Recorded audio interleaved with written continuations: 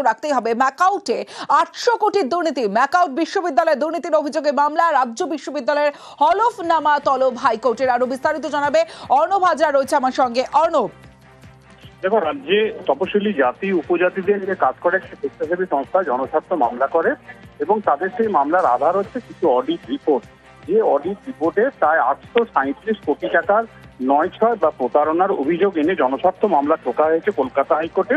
যে মামলাতে বলা হয়েছে যে প্রায় কয়েকশো কোটি টাকা টেন্ডার ছাড়াই বেশ কিছু কাজের বরাত, ১৫০ জনের বেশি কর্মীর নিয়োগ একেবারে অস্বচ্ছভাবে, এছাড়াও এসসি/এসটি সংরক্ষণ নীতি না মানা, টিডিএস ছাড়া কোনো টাকার পেমেন্ট করা তাদের আইনি সংস্থাকে, এরকম একাধিক অভিযোগ রয়েছে যেগুলি অডিট রিপোর্টই সামনে এসছে। এই ঘটনায় সিবিআই বা ইডি তদন্ত, পাশাপাশি জাতীয় এসসি/এসটি কমিশনের মাধ্যমে এসসি/এসটি যে সংরক্ষণ বা তাদের যে বিষয়গুলিকে ক্ষতি করা হয়েছে সেগুলিরও তদন্ত চাওয়া হয়েছে।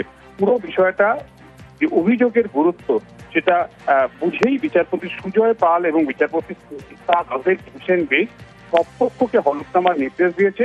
এক্ষেত্রে রাজ্য সরকার শুধু নয়, রাজ্য সরকার, বিশ্ববিদ্যালয়, এছাড়াও জাতীয় এসসি/এসটি কমিশন সহ সব পক্ষকেই হলফনামা বলা হয়েছে দিতে অভিযোগ সম্পর্কে, এবং আগামী অক্টোবর মাসে বা নভেম্বরের শুরুতে এর এই মামলা শুনানির জন্য আসবে হলফনামা আদান প্রদানের পরে।